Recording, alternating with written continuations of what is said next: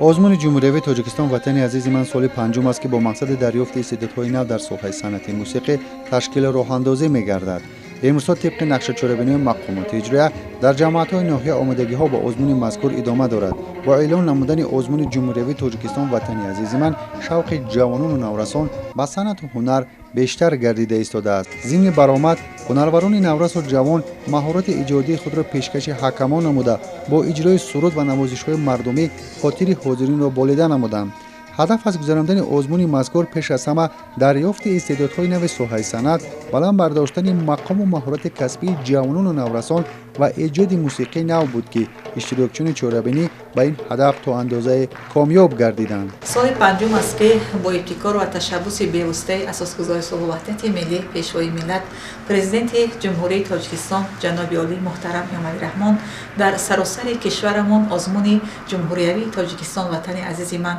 برگزار می‌گردد که مقصد از برگزاری آزمون مذکور دریافت چهره‌های نو در ساحه صنعت موسیقی، سرایندگی، مهارت کسبی، صنعت تصویری و هنرهای مردمی باشد که امروز در ناحیه رشت در اساس جدول تصدیق گردیده دور انتخابی آزمون مذکور در تشکیلات مؤسسه‌ها و جماعت‌های شهرک و دهاتی آن برگزار گردیده ایستاده است و امروز دور انتخابی در کالج طبی و دانشکده آموزگاری تاجیکستان در ناحیه رشت برگزار گردید که داوطلبان در این چهاربینی از روی 5 نامیناسیون شرکت ورزیدند و غالبان آزمون به دور نهایی راه خط گرفتند. در آزمون حکمان با برآمد اشتراکچیان بهترین چهاربینی بهای بلند داده غالبان آزمون در بخش نوازندگی و سرایندگی به دور نوبتی راه خط گرفتند.